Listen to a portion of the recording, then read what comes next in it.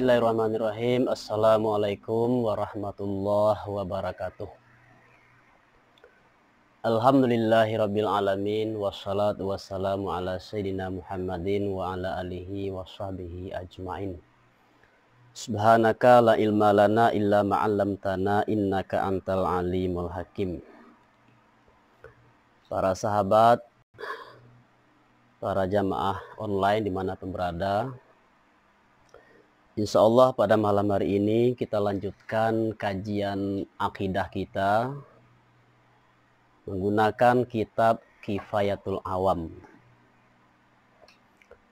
Pada pertemuan yang lalu kita sudah bahas tentang 3 hukum akal, yaitu wajib, mustahil, dan jaiz.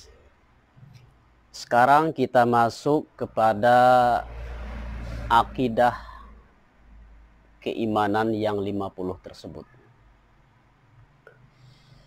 Walanadhkuru laka li aqaidil khamsina mujmalah. Dan kami akan menyebutkan bagimu akidah yang 50 secara ijmal, qabla zikriha mufassalah, sebelum menyebutkan akidah yang 50 tersebut secara terperinci.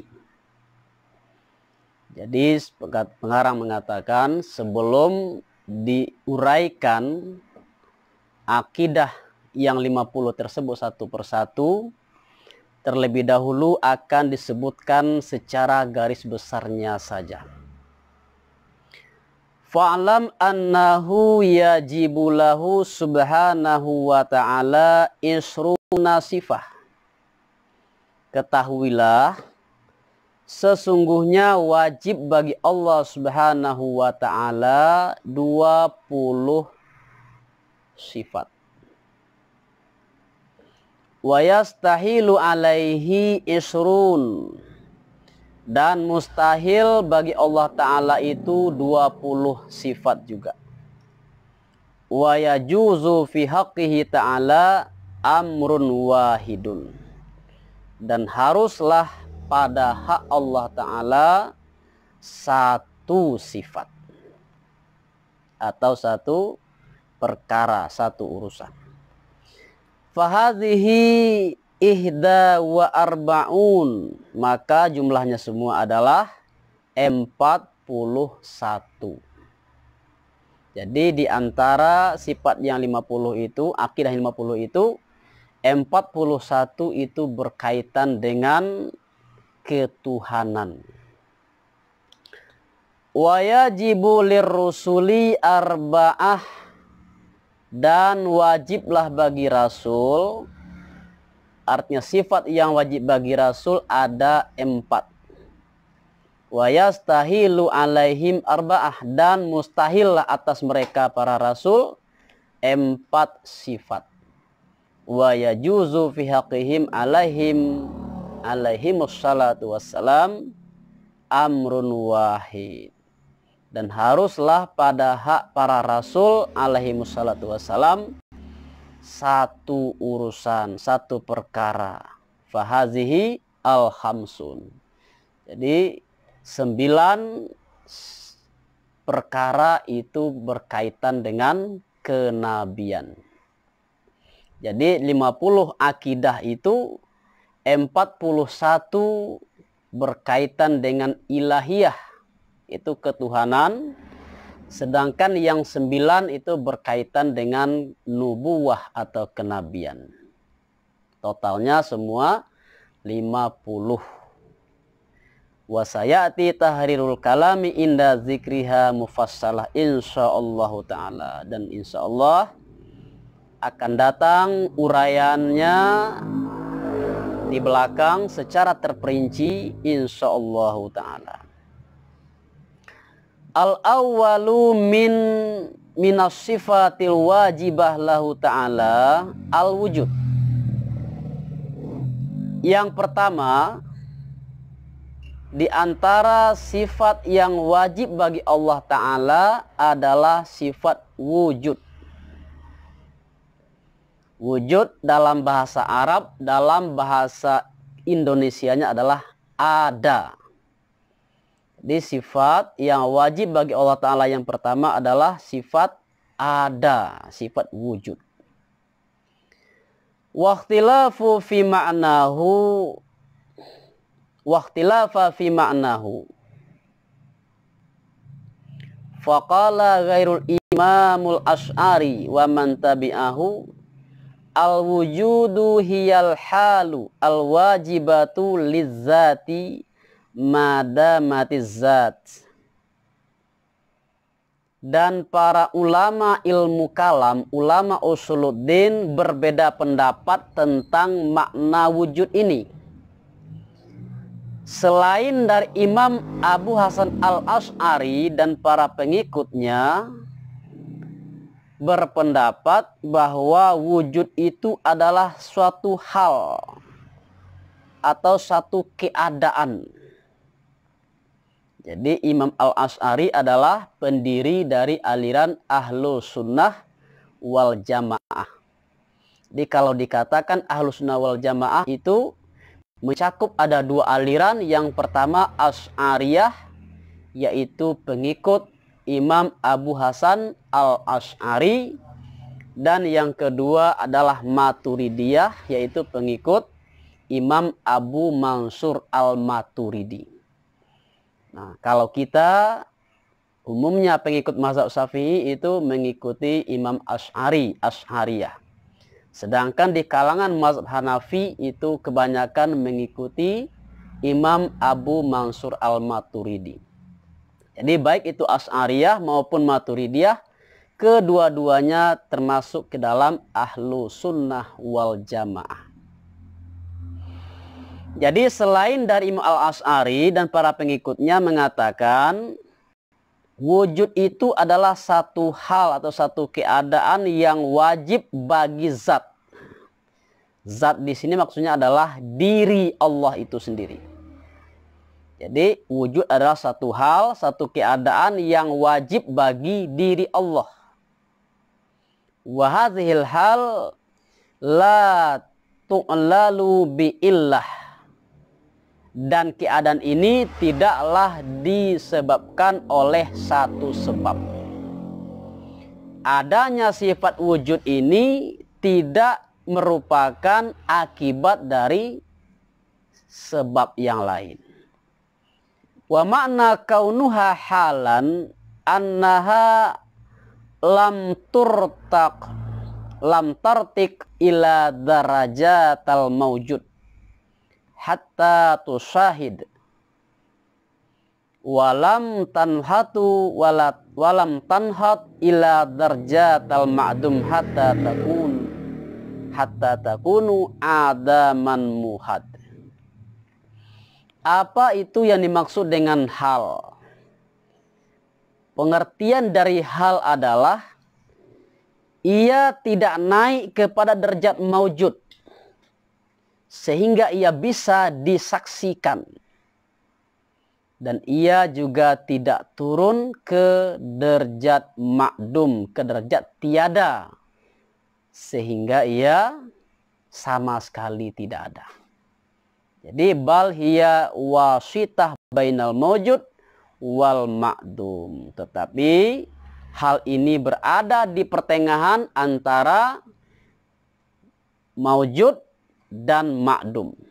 Apa itu ma'dum? Sesuatu yang tiada, tidak ada.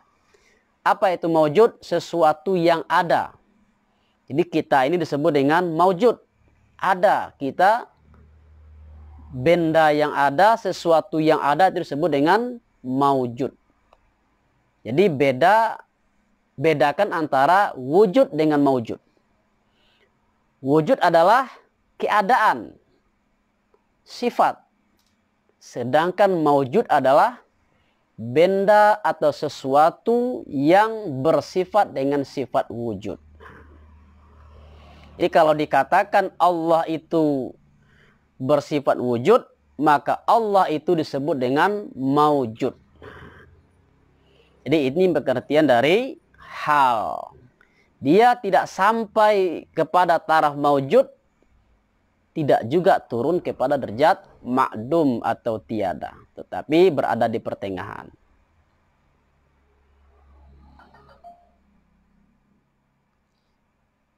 Fawujida Zaidun masalan, fawujudu Zaidin masalan halun wajibatun lizatihi. Maka wujud si Zaid misalnya adalah satu keadaan yang wajib bagi diri si Zaid. Artinya la tanfaku anha. Artinya sifat wujud tadi tidak terpisah dari diri si Zaid. Wa makna qauluhum la tu'lalu bi illatin annaha lam tansa an syai'in. Tadi di atas dikatakan sifat wujud itu tidaklah disebabkan oleh satu sebab. Maksudnya apa? Sifat wujud tadi tidaklah tercipta dari sesuatu yang lain. Bi khilafin kaunu Zaidin qadiran masalah. Berbeda dengan contohnya keadaan si Zaid itu orang yang berkuasa. Orang yang memiliki kudrah, memiliki kuasa. Fa innaha nasa'a an qudratihi. Qadiran artinya keadaan atau sifat si Zaid berkuasa. Itu timbul dari sifat kudrah. Karena adanya sifat kudrah si Zaid, maka lahirlah suatu hal atau suatu keadaan, suatu sifat yang baru disebut dengan qadiran. Zaid itu orang yang kuasa. Nah, ini berbeda dengan wujud. Wujud ini tidaklah disebabkan oleh sesuatu yang lain. Kalau qadiran, sifat berkuasa, keadaan berkuasa itu timbul dari sifat kudrah. Tapi sifat wujud, keadaan wujud tidaklah ada disebabkan oleh sesuatu yang lain.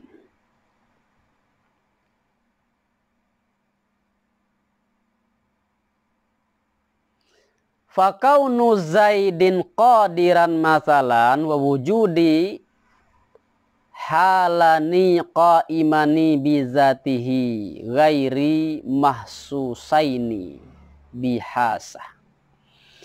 Maka wujudnya si Zaid, keadaan si Zaid tadi orang berkuasa, dan sifat keadaan si Zaid tadi wujud, itu adalah dua hal, dua keadaan yang tetap kedua-duanya pada diri si Zaid. Yang dua-duanya tidak bisa kita saksikan, kita persepsi dengan panca indera kita. Minal hawas, yaitu dari minal hawasil khams. Dengan panca indera yang, dengan panca indera yaitu, panca artinya 5, indera artinya alat untuk mempersepsi. Panca indera 5 alat untuk mempersepsi. Illa annal awwala lahu ilatun yansha'u anha wahiyya qudrah. Di sifat keadaan berkuasa dan keadaan wujud, dua-duanya sifat yang tetap pada diri si Zaid. Perbedaannya adalah sifat wujud tidak terbit dari sifat yang lain. Sedangkan sifat kudrah itu terbit dari qadiran, keadaan berkuasa terbit dari sesuatu yang lain, yaitu sifat kudrah. Ini dua-duanya keadaan, baik itu qadir, itu keadaan berkuasa, keadaan wujud, dua-duanya tidak bisa kita saksikan dengan panca indera. Namun ada perbedaan. Perbedaannya apa? Wujud tidak disebabkan oleh sesuatu yang lain. Sedangkan qadir, keadaan berkuasa, itu terbit disebabkan oleh sifat kudrah yang ada pada diri si Zaid. Baik, kita lanjutkan.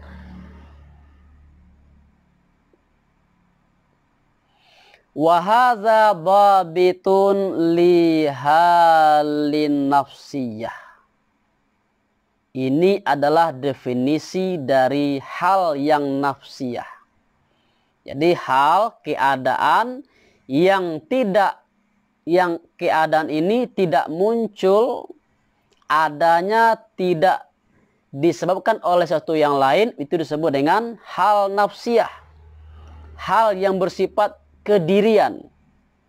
Wa kullu halin qaimatin bizati ghairi mu'allalah bi illatin tusamma sifatun nafsiyah.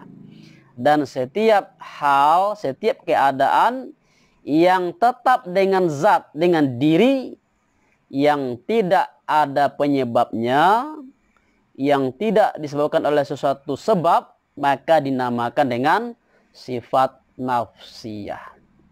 Jadi wujud itu disebut dengan sifat nafsiyah. Wahia allati la tu'qalu zat biduniha. Apa itu sifat nafsiyah? Sesuatu yang tidak mungkin menurut akal kita adanya zat tanpa adanya sifat ini. Artinya akal kita tidak bisa menerima zat itu tidak ada memiliki sifat ini. Jadi artinya adanya zat mesti memiliki sifat ini. Itu disebut dengan sifat nafsiyah.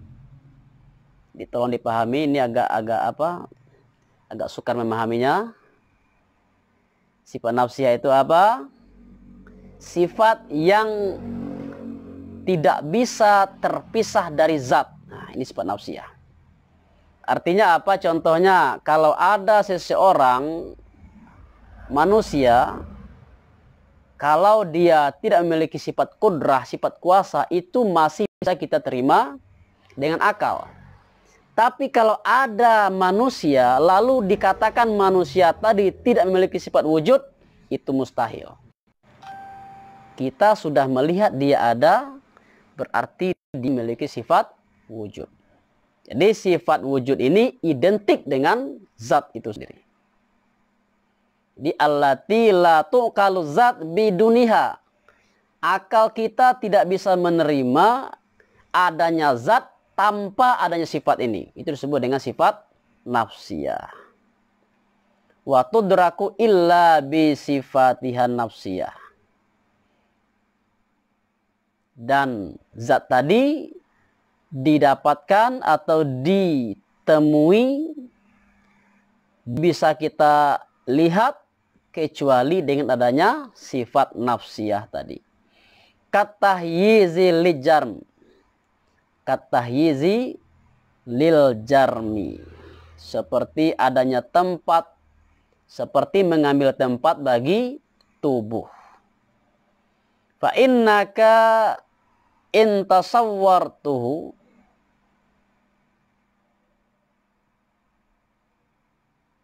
fa innaka in tasawwartahu wa adraktahu adrakta annahu mutahayyizun. Engkau pasti di dalam pikiranmu pasti menggambarkan bahwa adanya benda itu pasti mengambil tempat. Seperti itu juga lah sifat nafsiyah tadi. Mungkinkah kita katakan ada satu benda, nah seperti kitab ini boleh dikatakan ini apa? Satu benda yang memiliki tubuh atau memiliki adanya dimensi panjang, lebar, dan tinggi. Dikatakan bahwa kitab ini tidak mengambil tempat, maka itu pasti akal kita mengatakan mustahil.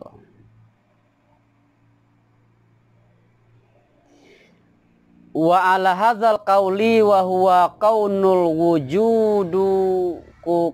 wujudi halan fazatullahi ta'ala ghairu wujudih. Kalau kita mengikuti pendapat ini yang mengatakan bahwa wujud ini adalah suatu keadaan, suatu hal, maka zat Allah Ta'ala, diri Allah Ta'ala itu lain dari wujud. Kita ulangi, kalau kita mengikuti pendapat yang mengatakan wujud itu adalah satu hal atau satu keadaan, maka zat Allah itu, diri Allah itu lain dari wujud. Jadi wujud Allah itu berbeda dengan zat Allah atau diri Allah itu sendiri. Wa zawatil hawadisi ghairu wujudatiha. Dan zat makhluk itu selain dari wujud makhluk. Artinya diri makhluk itu berbeda dengan wujudnya makhluk. Kenapa? Karena wujud tadi hanyalah sifat. Wa qala al-Asy'ariyun wa man tabi'ahu al-wujudu ainul mawjud. Berpendapat Imam Al-Asy'ari berpendapat, dan orang-orang yang mengikuti beliau, wujud adalah ain al-mawjud. Wujud adalah mawjud itu sendiri. Artinya wujud itu identik dengan mawjud. Fa'ala hadza wujudillahi ainu zatihi ghaira zaidin alaihi fil kharij. Wa wujudil hadis ainu zatihi. Kalau kita mengikuti pendapat ini, maka wujud Allah adalah ain zat Allah. Wujud Allah adalah zat Allah itu sendiri. Tidak ada, bukan sesuatu yang tambahan. Wujud tadi bukan sesuatu yang tambahan dari zat Allah. Dan wujud makhluk adalah ain dari diri makhluk itu sendiri. Jadi artinya wujud Allah identik dengan diri Allah. Wujud identik dengan maujud. Wa ala haza la yazharu idal wujud. Wa ala haza la yazharu addal wujudi sifatun. Li'annal wujuda ainuz zat was sifatu ghairuz zat bikhilafi alal qaulil awal. Kalau menurut pendapat yang terakhir ini, yaitu pendapat Imam Abu Hasan Al-Asy'ari, maka wujud tidaklah termasuk sifat. Wujud tidaklah bisa dikategorikan kepada sifat. Karena wujud tadi identik dengan maujud, identik dengan zat. Sedangkan sifat itu adalah sesuatu yang lain dari zat. Kalau wujud ini sudah identik dengan zat, berarti wujud tidak lagi dikatakan sifat. Li'annal wujuda ainuz zat. Karena sesungguhnya wujud adalah ain zat. Dan sedangkan sifat wasifatu ghairu zat. Sedangkan sifat adalah tidak atau selain dari zat. Jadi memang ini pembahasan ilmu kalam, ilmu usuluddin ini memakai ilmu ilmu mantik atau logika. Jadi memang kita harus mengikutinya dengan serius, dengan fokus. Kalau tidak, kita akan agak sukar memahami.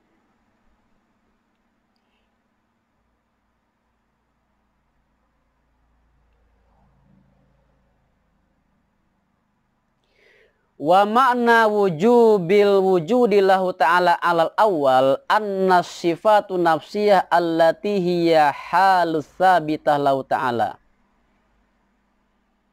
Kalau kita mengikuti pendapat yang pertama, makna wajibnya sifat wujud bagi Allah Ta'ala, makna wajibnya wujud bagi Allah Ta'ala adalah sesungguhnya sifat nafsiyah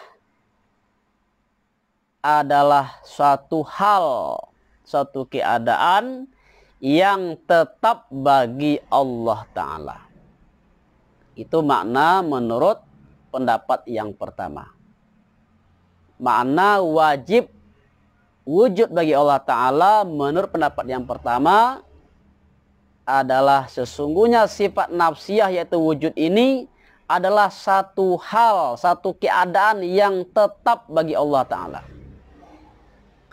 Wa ma'nahu ala tsani anna dzatahu ta'ala maujudah muhaqqaqah fil kharij bihaitsu law kusifa annal hijaba la ra'ainaha. Menurut pendapat yang kedua, apa makna dari wajibnya wujud bagi Allah Ta'ala? Sesungguhnya zat Allah Ta'ala, diri Allah Ta'ala itu mujud. Maujud artinya sesuatu yang ada secara pasti, muhaqqaqah. Real, benar-benar ada. Sesuatu yang ada dengan sebenar-benarnya. Fil kharij, dalam realitas, dalam kenyataan. Bihaitsu law kusifa annal hijab la ra'ainaha.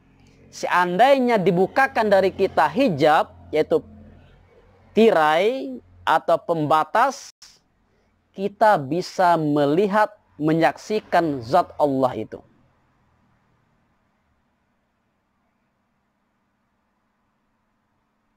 Fazatullahi ta'ala muhaqqaqah illa annal wujuda ghairaha alal awal wahiyya huwa alasani.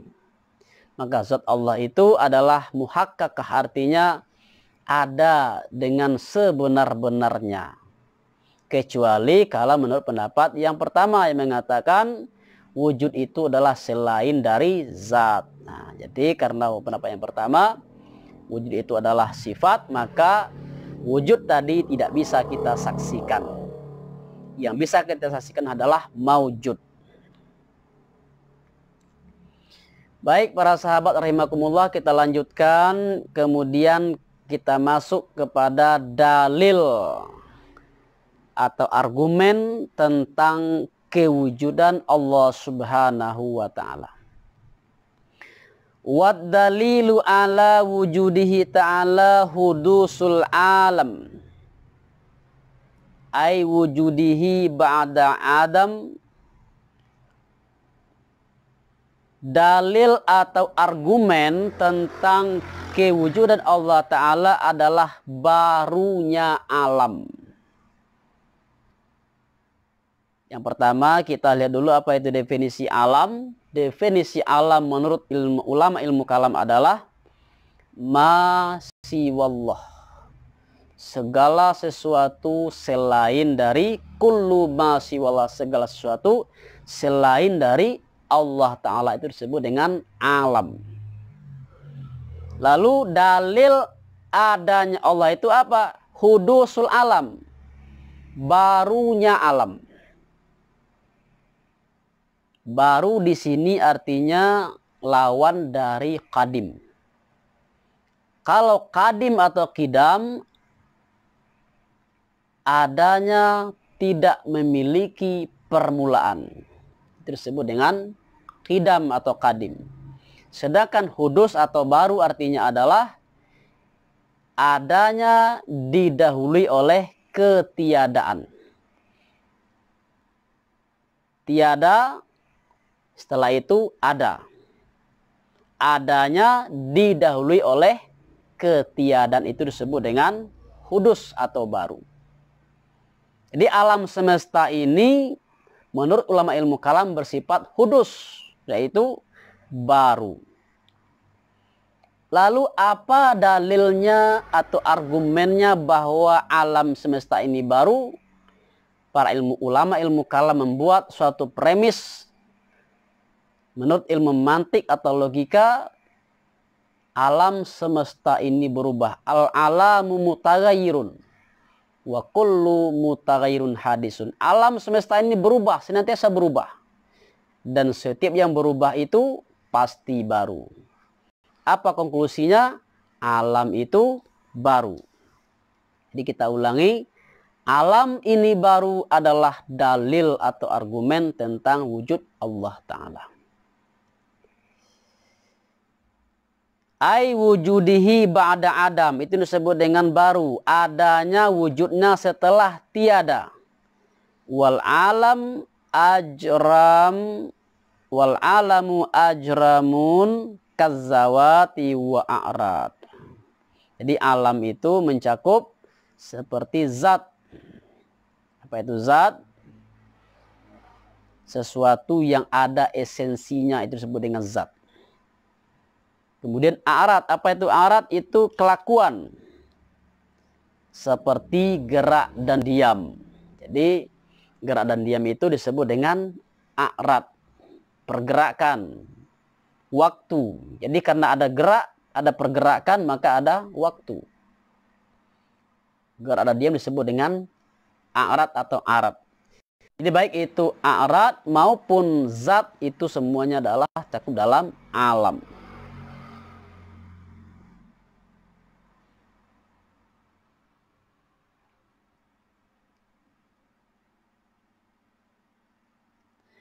Wa innama kana hudusul alam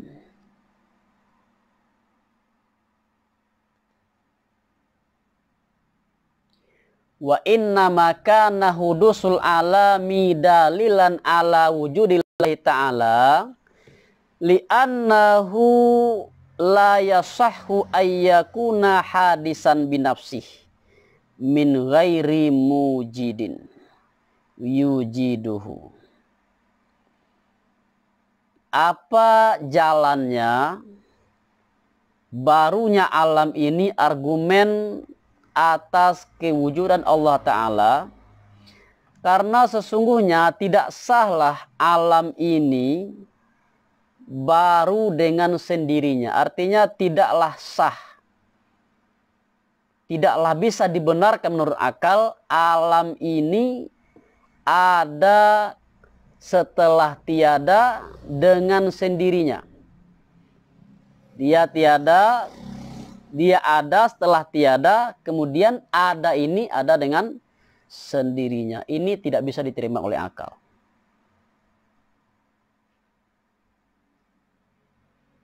Min ghairi mujid, tanpa adanya orang yang, tanpa adanya sang pencipta yang mengadakan. Li'annahu qabla wujudihi kana wujuduhu musawwiyan li'adamihi. Alam ini sebelum dia ada, maka wujudnya masih berada pada tahap kemungkinan. Apa disebut dengan tahap kemungkinan? Itu disebut dengan mumkinul wujud. Jadi alam semesta ini wujudnya adalah disebut dengan mumkinul wujud. Sebelum alam ini ada, wujudnya, antara wujudnya dan tiadanya, dua-duanya berada dalam posisi yang sama. Artinya ada dua hal yang berada di ujung, ini contohnya A, ini contohnya B, ini maka di sini tiada, di sini ada. Nah, antara ada dan tiada ini dua-duanya berada pada posisi yang sama, sama berat. Falamma wajada wa zawala adamuhu alimna anna wujudihi tarjihu ala adamihi. Jadi sebelum adanya alam semesta, antara adamnya atau tiada, dengan wujudnya yaitu ada sama-sama kuat. Ketika alam itu ada, berarti sifat wujudnya sudah lebih kuat dari sifat tiadanya sifat adam. Waqad kana hazal wujudu musawiyan lil adami. Padahal sebelumnya sifat wujud ini sama kuatnya dengan sifat adam, sifat tiada. Sekarang dia ada. Fala yasahu ayyakuna tarjihu alal adami binafsihi. Maka tidaklah sah sifat wujud ini lebih kuat dari sifat adam dengan sendirinya. Nah, contohnya diri kita. Kita sebelum kita ada, sebelum kita lahir ke dunia, sebelum kita ada di rahim ibu, sifat antara tiada dan ada itu sama berat, sama kuat pada diri kita. Kita mungkin tidak ada selama-lamanya, kita juga mungkin ada, berwujud menjadi seorang manusia. Kemudian tiba-tiba kita ada, kita wujud, terlahir sebagai seorang manusia, berarti sifat wujud tadi telah kuat dari sifat tiada. Nah, sekarang mungkinkah diri kita sendiri yang bisa menguatkan sifat wujud ini dari sifat adam? Itu tidak mungkin. Pasti ada sesuatu yang lain yang membuat sifat wujud ini lebih kuat dari sifat adam. Bisa dipahami? Fala yasahu ayyakuna tarjihu alal adam binafsi. Maka tidak sahlah menurut akal kita sifat wujud ini lebih kuat dari sifat adam dengan sendirinya. Fata'ayinu anna lahu murjihan ghairuh. Maka jelaslah sesungguhnya bagi wujud ini, bagi maujud ini ada sesuatu yang menguatkan, murjih, yang selain atau di luar dari dirinya sendiri. Wa huwa allazi aujadahu, yaitu yang si murjih tadi, yang menguatkan tadi adalah yang menciptakannya, yang mengadakannya. Li'anna tarjihu ahadul amraini al-mutasawiyaini min ghairil murjih muhal. Nah, karena sesungguhnya kuatnya salah satu dari dua perkara yang dua-duanya awalnya sama. Dua perkara yang sama kuat, tiba-tiba yang satu menjadi lebih kuat. Itu tidak mungkin yang satu ini kuat dengan sendirinya. Itu mustahil menurut akal. Masalan Zaidun, ini contohnya si Zaid. Qabla wujudihi yajuzu ayyujad fi sinnah fasanati kaza wa yajuzu ayyabqa ala adamihi. Contohnya seseorang yang diberi nama Zaid. Sebelum adanya si Zaid ini, harus menurut akal dia ada pada tahun ini, ada atau pada tahun depan. Dan harus juga dia tetap selama-lamanya dalam ketiadaannya. Fawujuduhu musawiyan li adami. Maka sifat wujudnya Zaid ini sama kuatnya dengan sifat adamnya, sifat tiadanya. Falamma wujida wazala adamihi fi zaman allazi wujida fihi alimna anna wujudihi bimujidin la min nafsi. Ketika si Zaid ini ada dan hilanglah sifat adamnya, sifat tiadanya pada satu waktu di mana Zaid itu sudah kita lihat, maka kita tahu kita mengerti sesungguhnya wujudnya si Zaid ini disebabkan oleh adanya seorang atau adanya zat yang mengadakannya, yang menciptakannya. La min nafsihi, tidaklah dengan sendirinya. Artinya apa? Zaid ini wujud, mustahil dia sendiri yang menciptakan dirinya. Falhasilud dalilu anna taqulal al-alamu min ajrami wa arad hadisun. Kesimpulannya adalah sesungguhnya alam, baik itu tubuh dan arat, semuanya adalah baru atau hadis. Artinya maujud, ada setelah tiada. Dan setiap yang baru itu tidak dapat tidak atau mesti adanya si muhdis, yaitu yang membarukan, yang menciptakan. Fayantaju annal alam labudda lahu min muhdis. Apa natijahnya? Apa konklusinya? Sesungguhnya alam itu tidak dapat tidak, mesti ada yang membarukan, mesti ada yang mengadakan, mesti ada yang menciptakan. Wahadzal ladzi yustafadu bidalil akli. Dan ini adalah sesuatu yang kita dapatkan dengan dalil akal. Jadi ini adalah dalil rasional atau argumen rasional tentang sifat wujud. Kenapa sifat wujud ini wajib bagi Allah Ta'ala. Wa amma kaunul muhdisi yusamma bil lafzil jalalah as-syarif wa bi baqiyatil asma fahuwa mustafadun minal anbiya'i alaihim afdalus salatu wassalam.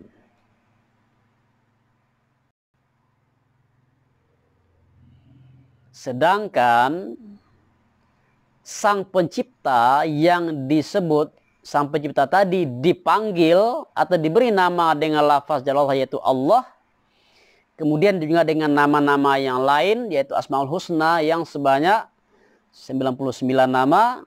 Maka itu mengikuti atau diambil dari para nabi dan rasul. Jadi akal hanya bisa menetapkan bahwa Tuhan itu ada. Sedangkan nama Tuhan itu Allah dan nama-nama Allah yang lain itu yang kita sebut dengan Asmaul Husna itu tidak bisa kita dapatkan secara rasional. Itu hanya mengikuti apa yang diinformasikan atau disampaikan oleh para nabi dan rasul.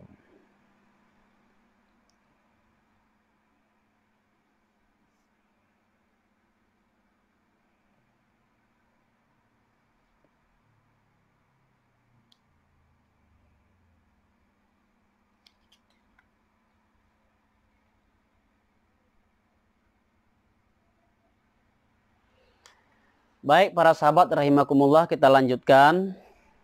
Wa ammad dalilu ala hudusil alami. Sekarang kita kaji lagi argumen tentang kebaruan alam.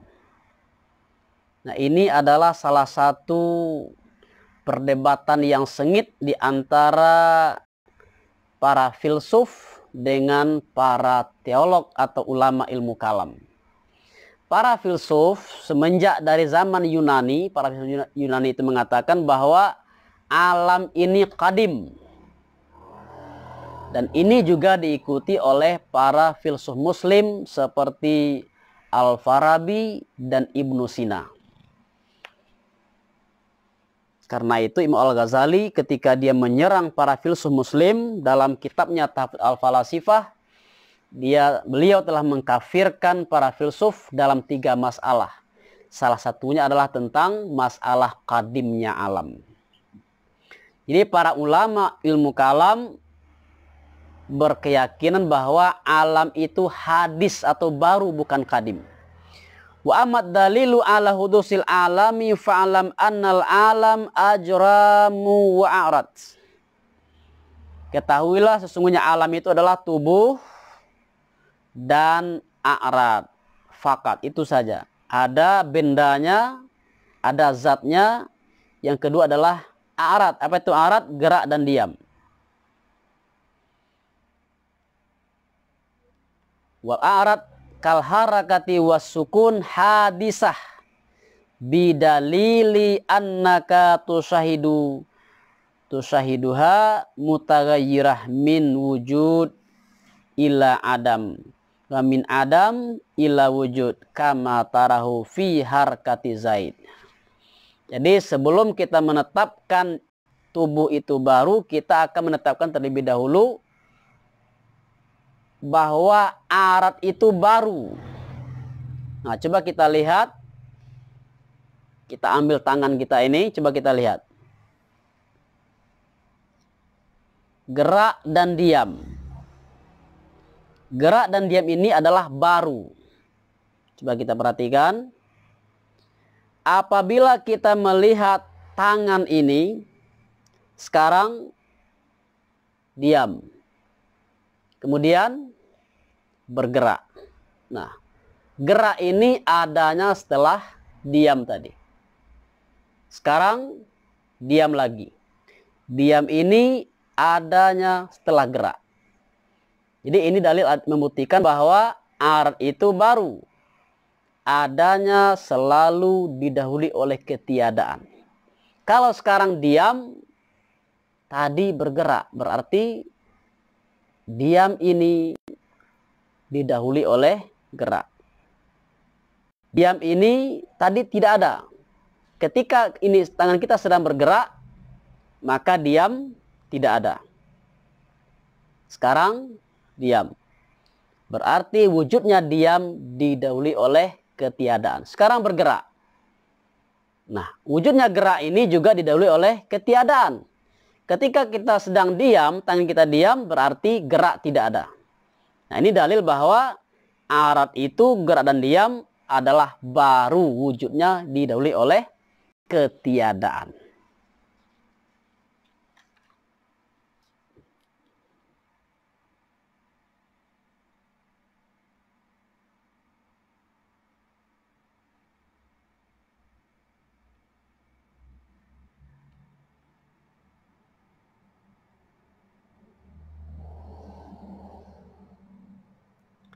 Setelah kita yakin bahwa a'rad itu bersifat baru, karena selalu didahului oleh ketiadaan, maka kita juga menetapkan setelah itu bahwa tubuh itu juga bersifat baru. Kenapa? Karena tubuh itu selalu gerak dan diam ini tidak bisa dipisahkan dari benda atau dari tubuhnya. Jadi kita manusia tidak bisa dipisahkan dari gerak dan diam. Kalau gerak dan diam itu bersifat baru, maka kita manusia juga bersifat baru.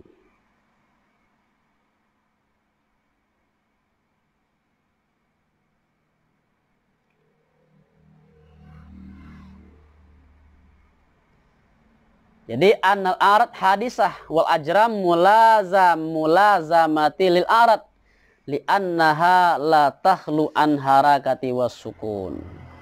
Jadi ketika kita memastikan bahwa a'rad tadi baru, sedangkan tubuh tadi selalu melazimi, artinya tidak bisa, la yakhlu li'annaha la takhlu an harakati was sukun. Artinya tubuh ini tidak bisa kosong dari gerak dan diam. Wa kullu ma lazimal hadis fahuwa hadisun. Segala sesuatu yang melazimi yang baru, maka dia juga baru. Ini karena itu, karena tubuh ini selalu melazimi a'rad, maka tubuh juga baru. Artinya, maujud ba'da adam, ada setelah ketiadaan. Fal ajramu hadisah aidan kal a'rad. Jadi kesimpulannya, tubuh juga bersifat baru sama seperti a'rad.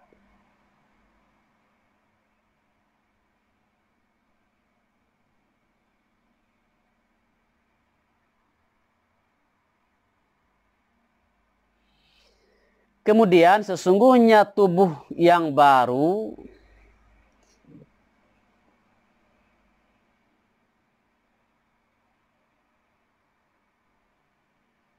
tubuh dan a'rad kedua-duanya bersifat baru, artinya kedua-duanya berwujud setelah Adam, setelah tiada. Ini merupakan argumen tentang kewujudan Allah Ta'ala. Li'anna kullu hadisin labudda lahu min muhdis. Karena sesungguhnya setiap yang baru mesti ada yang membarukan, mesti ada yang menciptakan. La muhdasalil alam illallahu ta'ala wahdahu. Tidak ada yang membarukan atau menciptakan alam ini kecuali Allah Ta'ala wahdahu la syarikalah. Dia sendirinya, tidak ada sekutu baginya. Kama sayati fi dalil wahdaniyallahu ta'ala. Wa hadza huwa dalilul ijmali allazi yajibu ala kulli mukallafin min zakrin wa unsa ma'rifatuhu. Ini adalah dalil yang ijmali. Jadi menurut pengarang ini masih dalil yang global, yang ijmal, yang secara garis besarnya saja. Padahal kalau kita rasa ini dari awal cukup menyita pikiran kita, meminta kita untuk fokus, cukup sukar untuk dipahami. Dan ini masih baru dalil yang secara garis besarnya saja menurut pengarang. Yang wajib atas setiap mukallaf, setiap muslim yang balik berakal, baik itu laki-laki dan perempuan, untuk mengetahuinya. Seperti sebagaimana yang dikatakan oleh Ibnul Arabi dan Imam As-Sanusi. Dan kedua-duanya, yaitu Ibnul Arabi dan As-Sanusi, mengkafirkan orang yang tidak mengenal dalil ini. Dalil secara garis besarnya saja. Maka berhati-hatilah, berwaspadalah ayyakuna fi imanika khilaf. Maka kita berhati-hati jangan sampai iman kita diperdebatkan. Jangan sampai para ulama berbeda pendapat tentang iman kita. Jadi kesimpulannya, sekurang-kurangnya kita mesti mengetahui dalil akidah secara garis besarnya saja.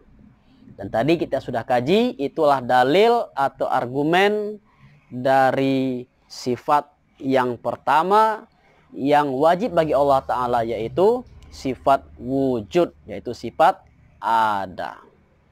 Jadi demikian dulu kajian kita pada malam hari ini, yaitu sifat yang pertama yang wajib bagi Allah Ta'ala, yaitu sifat wujud. Insya Allah minggu depan kita lanjutkan. Semoga bermanfaat. Assalamualaikum warahmatullahi wabarakatuh.